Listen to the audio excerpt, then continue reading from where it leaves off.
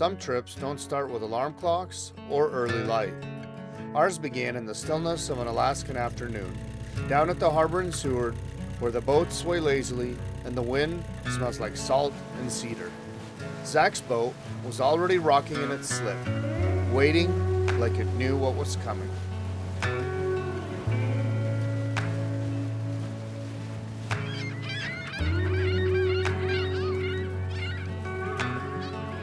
There's something different about heading out to sea in the early evening.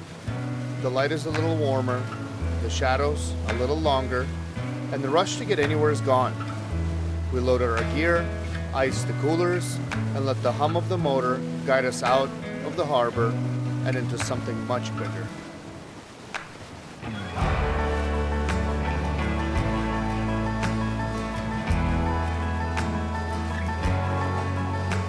With the Seward skyline shrinking behind us and open water ahead, the anticipation hit like a fresh gust. We weren't just chasing fish. We were chasing stillness, adventure, and the kind of moments that only come when you leave land behind.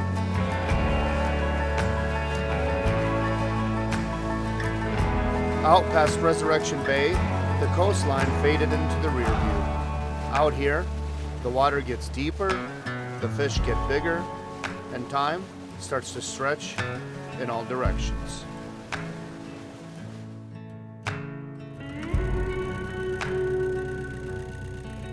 Zach's boat isn't just a fishing vessel. It's a floating home, a kitchen, a lookout post, and on this trip, a memory maker.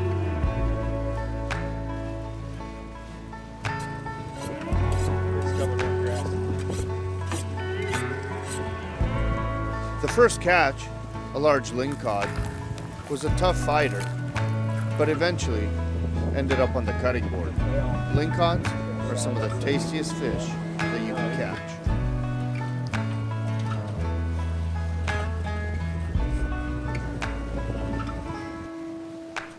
One bonus of being at sea is you don't have to head back to shore to eat.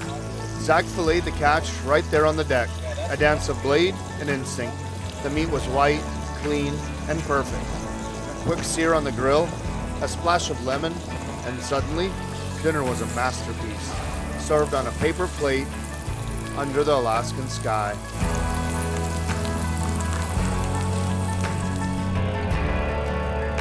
With a few cocktails, nights in the boat were quiet and steady.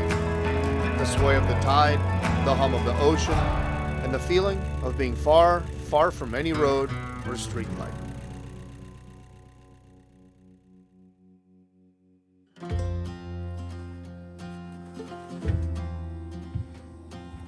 On the last morning, the smell of sizzling bacon pulled us from sleep. Coffee steamed in tin mugs, and the sea gave us a sunrise like something out of a storybook. Golden light dancing on silver waves.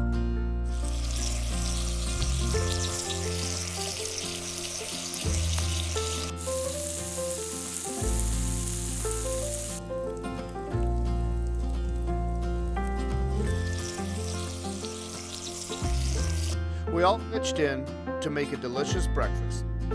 I might have filmed more than I cooked, but that's neither here nor there.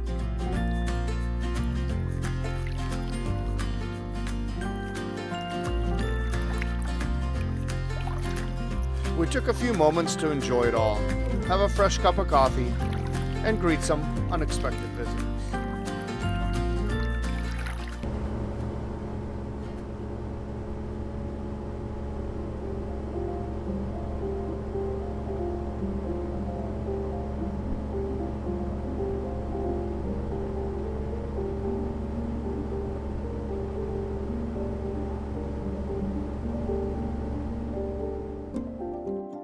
On the way back to Resurrection Bay, we made a few more fishing stops.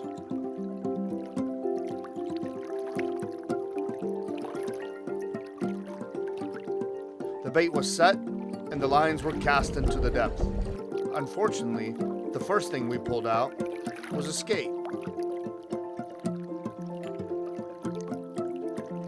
A few minutes later, we reeled in a very unwanted flounder.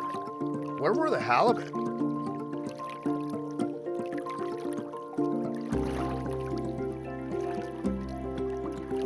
But not to worry. Then came the deep dwellers, the heavy hitters, the chickens, the halibut. They didn't come up easy. It took grit and a solid back. But when they did finally hit the deck, it was worth every ache and muscle. As usual, we filleted the fish right there on the deck, packed them all up, and continued on our journey.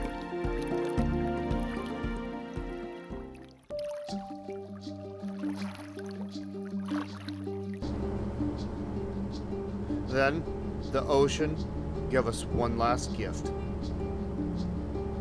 A school of humpback whales. First, we heard the blow, then the mist, and finally, the breach.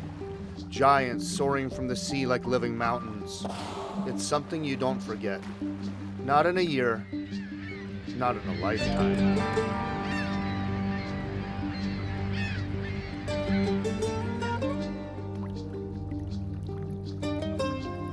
As we pointed the bow back towards Seward, coolers full and hearts fuller, it hit me. Trips like this aren't measured in miles or fish. They're measured in moments, the kind that slip into your soul and stay there. We came back tired, a little sunburned, and smelling like salt and fish. But we came back richer, in stories, in laughs, in memories that'll grow better with every retelling.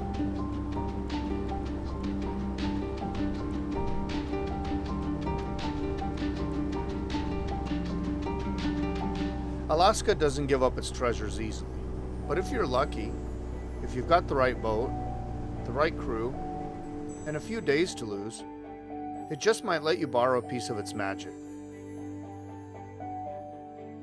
And when it does, you don't just go fishing, you live a story worth telling.